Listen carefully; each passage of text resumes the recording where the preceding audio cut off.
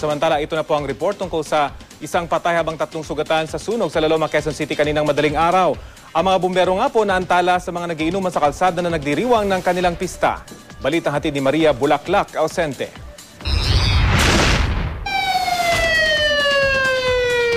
Sunod-sunod ang dating ng mga fire truck sa Halcon Street sa Barangay San Isidro, Laloma, Quezon City bago mag-alas 2 ng madaling araw.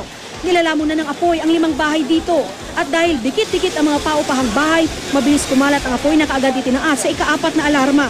Ang mga residente sa gilid ng kalsada naghintay kasama ang mga nahakot na gamit. Halos di makapaniwala dahil ilang oras bago ang sunog, masaya pa silang nagdaos ng kanilang piyesta. Narespondehan man agad ang sunog, 3 naman ang nasugatan.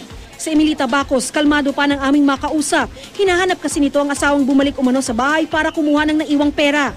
Nakita ko na lang yun umapoy na tapos ginising ko na lang yung mag-ama ko.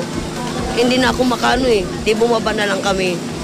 Yung asawa ko hindi ko alam kung nakababa bumalik pa siya uli Naideklara ng fire out bandang alas 2:50 pero isang masaklap na balita ang bumungad sa naghihintay na asawa. Kumpirmadong patay si Alan Bellones na kanyang asawa.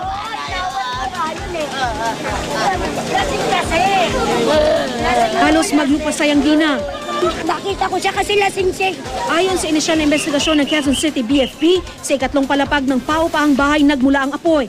Inaalam pa kung ano ang sanhi ng sunog at magkano ang halaga ng tinupok ng apoy. Pero mismo ang BFP ang nagsabi naging sagabal ang mga taong nagiinuman nang rumisponde sila sa sunog.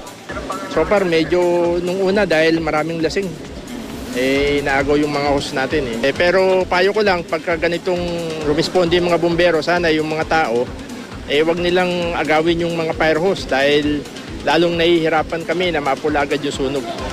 Nasa 10 hanggang 12 pamilya ang apektado sa sunog. Maria Bulaklak Ausente, GMA News.